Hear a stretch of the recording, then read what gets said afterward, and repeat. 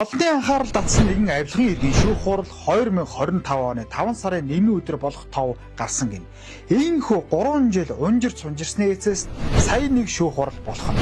Яаралтай төргөн тусламжийн төв буюу 103 эмч удирдлагууд нас олсон иргэдийн мэдээлэл хаягийг буйны компани зарж оронд нь их хэмжээний хавуул авдаг гэх гэмт хэрэг юм. Яаралтай төргөн тусламжийн төвийн дарга ариун бол Монгол улсын гавь тамирчин Үү Түмэн гихмэд 10 гаруй хүн нэр холбогдсон нэлээд өндөр авсан ноцтой хэрэг юм байна. Бид энэхүү авилгын хэрэгт ямар хүмүүс оролцоодоо талаар мэдээлэл цуглуулахыг оролдлоо.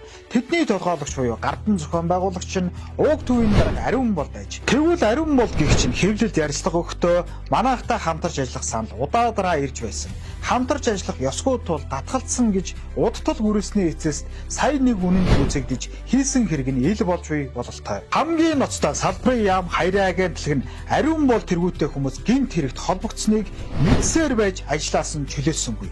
Ингэснээр авилгын хэргийг бүр мэрэгжлийн төвшин цэцгэлүүлэх боломжийг төр засаг өөрөө олгож байна. Ингэхэд төргөн тусламжийн төвийн 140 гаруй эмч ажилчдын нэр хүндийг хэн хамгаалах вэ? Удирдлагуудынхаа буруугаас болж нийт ажил буйны компаниудаас 100 сая төгрөг авдаг гэсэн нэр зүгээд удаж байна.